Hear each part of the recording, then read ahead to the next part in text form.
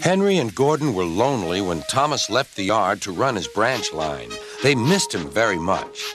They had more work to do and had to fetch their own coaches. The big engines thought they were too important to fetch coaches. James grumbled too. "We get no rest, we get no rest," they all complained.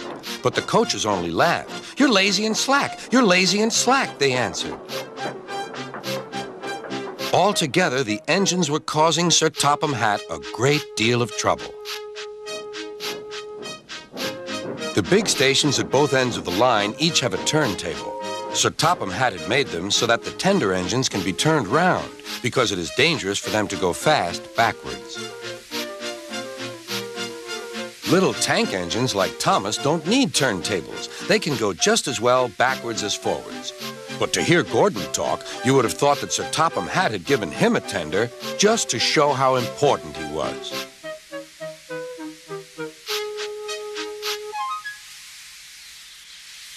"You don't understand, little Thomas. We tender engines have a position to keep up. It doesn't matter where you go, but we are important. And for Sir Topham Hatt to make us do shunting, fetch coaches, and go on some of those dirty sidings, it's not the proper thing."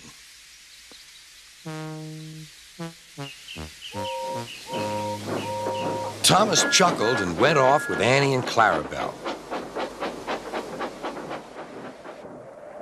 "Disgraceful," Gordon hissed as he ran backwards to the turntable.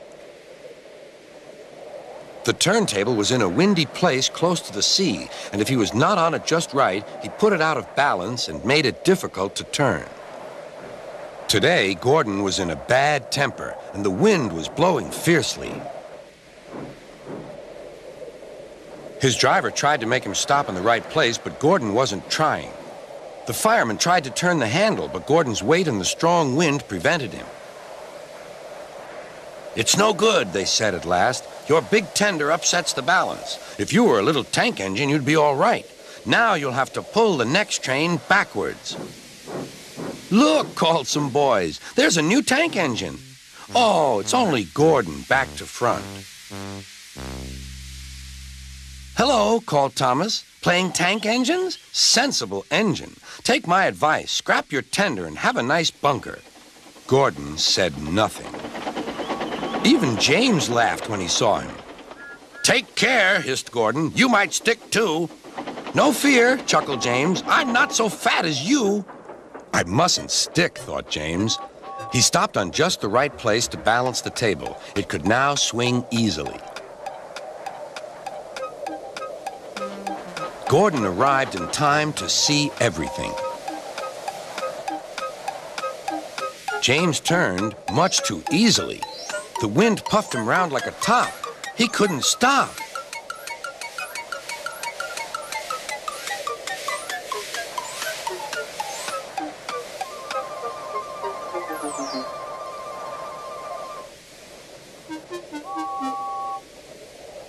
"Well, well," said Gordon. "Are you playing roundabouts?" Poor James, feeling quite giddy, rolled off to the shed without a word.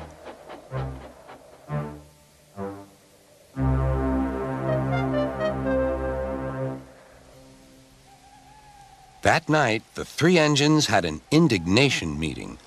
"It's shameful to treat tender engines like this. Gordon has to go backwards, and people think he's a tank engine. James spins round like a top, and everyone laughs at us.